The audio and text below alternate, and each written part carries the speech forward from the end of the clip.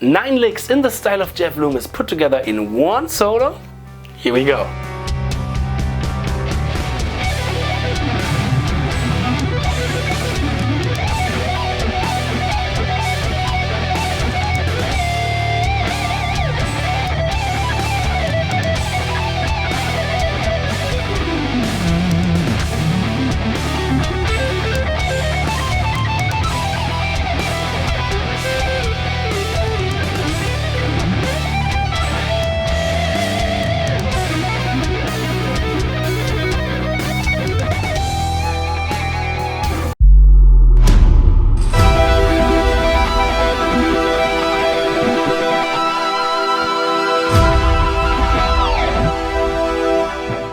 Hey Guitar Champion, I'm Mr. Hornbach, back from my practice cave, and welcome to today's video where I want to show you 9 of my favorite licks from Jeff Loomis. And today is the 14th of September and this is the birthday of Jeff Loomis, so happy birthday Jeff! Woo! I wish you a really great birthday, and if you want to do Jeff something good for his birthday, then subscribe to this channel. Just kidding. Let's start with the video and let's start learning, practicing and master those licks in the style of Jeff Loomis. Here we go. This is actually planned to be a big video where I was talking about how to write solos like Jeff Loomis, like the one from Michael Romeo that I did a few months ago. But those videos need a lot of time, a lot of preparation, a lot of video filming, editing, all that kind of stuff. If you want to have a big video about the style of Jeff Loomis, then write it down in the comments. Otherwise, here for you are 9 pretty cool licks. Lick number 1 is a 7-string sweep arpeggio, and here it is slow.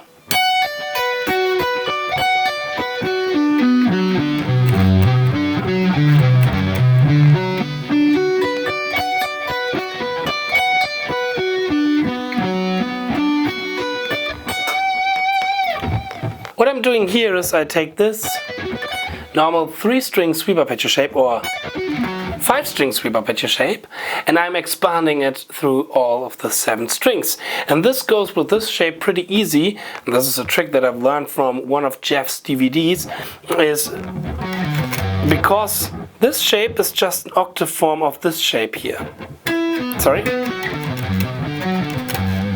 You can easily expand this shape. You don't have any kind of rolls or kind of stuff like that that hinders a lot of people from sweep picking inside of this shape. And here Jeff is also going one step further by adding some accents and some rhythmical idea, because we cannot only play those 3 strings, we can play like a mirrored version of it, which goes like this.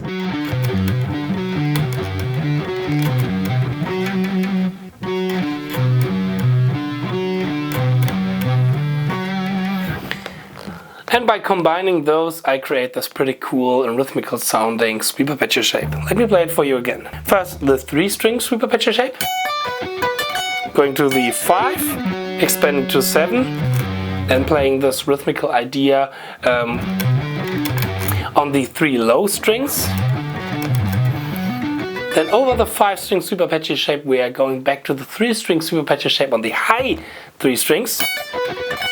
And then again 5-string, back, and yeah, this is the first sweep arpeggio shape. The next sweep lick is a pretty cool melodic sweep lick, which Jeff is doing a lot inspired by people like Jason Becker. And here he's just taking one note from the sweep arpeggio and then he's alternating it.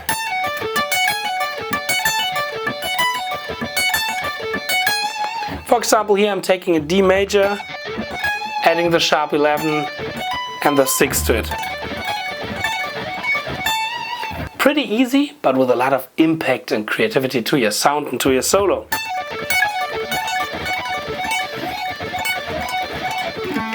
Up next we have some picking licks, but Jeff's picking is not really coming like from the school like Paul Gilbert or John Petrucci, where they are picking every note and everything. He's adding some pull-offs here and there, and therefore I created this lick.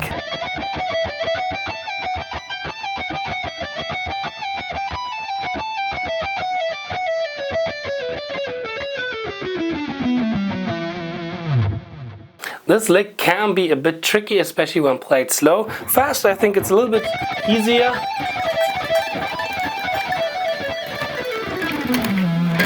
Something like that. But actually we have a pretty big system inside of this build-up. We are starting off with the famous Paul Gilbert lick. Then we are adding this pull off between the 15th and the 17th fret on the E string. Going back to the B and back to the E string. And this is important because this repeats also the second time. Now we are adding first this idea to the lick. Then we're repeating again the Paul Gilbert lick, the little pull off between 15th and 17th fret, and then we have this 4-note phrase. Sorry.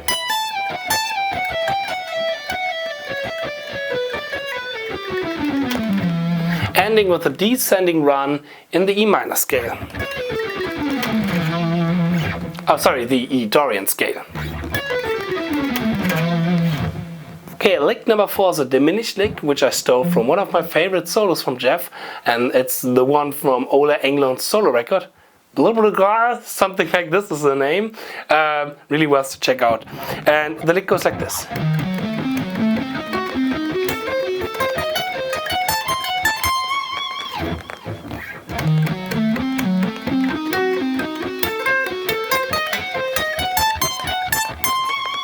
This is a 5-note phrase in this kind of diminished pattern here, which Jeff is using a lot. And the interesting thing is here the rhythmical articulation. 1, 2, 3, 4, 5, 1, 2, 3, 4, 5, 1, 2. Sorry again. 1, 2, 3, 4, 5, 1, 2, 3, 4, 5, 1, 2, 3, 4, 5, 1, 4, 5. Sorry, 1, 2, 4, 5, 1, 2, 3, 4, 5. So the rhythm is a little bit unusual, especially starting on the one end, on the offbeat, 1.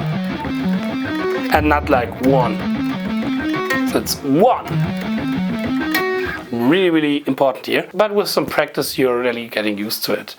Taking diminished shape over an E minor riff, which works in the context that I'm seeing this as a tension. Tension which is going to be relieved into an E minor arpeggio. And this is lick number 5.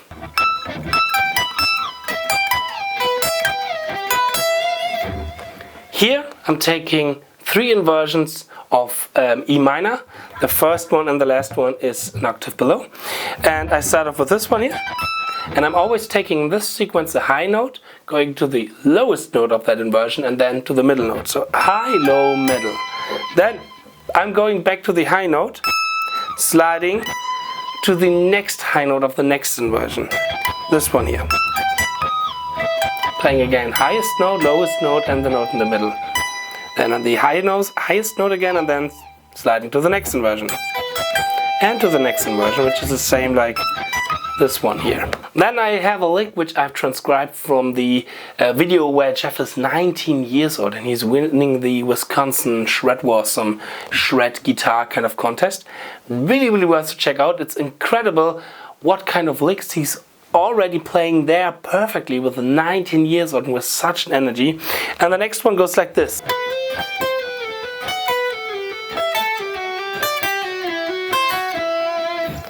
It's a little bit kind of a sloppy lick, and Jeff here is using some hybrid picking, and we're starting off with the 12th fret on the B string going to the 13th fret, and then we are playing the 15th fret but not on the B string, we are playing it on the E string. To go back from the E to the B string, now we are using hybrid picking, which means, hybrid picking, economy picking, which means we are sweeping from the E to the B string. And then the rest is hammer-on and pull-offs. And slides as well, because when we have reached again the 12th fret on the B string, we are sliding to the 10th fret. Where now here we are just following the scale, the E minor scale.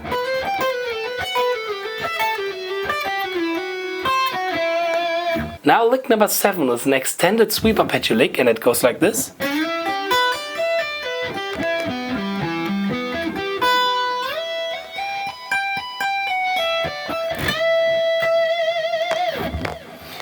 We are outlining E minor arpeggio, and we're starting off with a slide, going to the root on the 9th fret of the G string.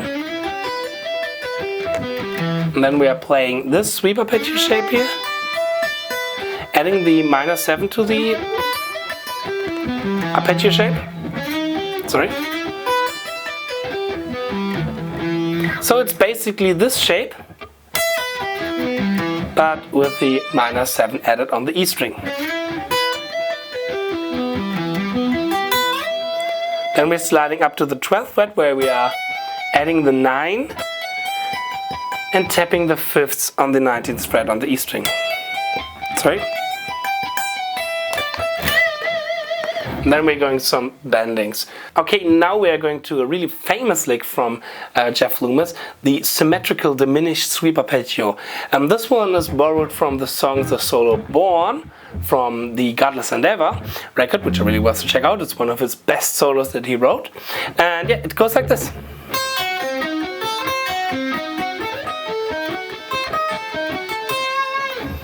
It's a little bit different than our usual 3-string sweep arpeggio shapes, because now we don't have that point of return, that pull off on the high string. We now have 3 notes and 3 notes, 3 notes down and 3 notes up. And this is kind of a little bit unusual in the beginning for our hand synchronization.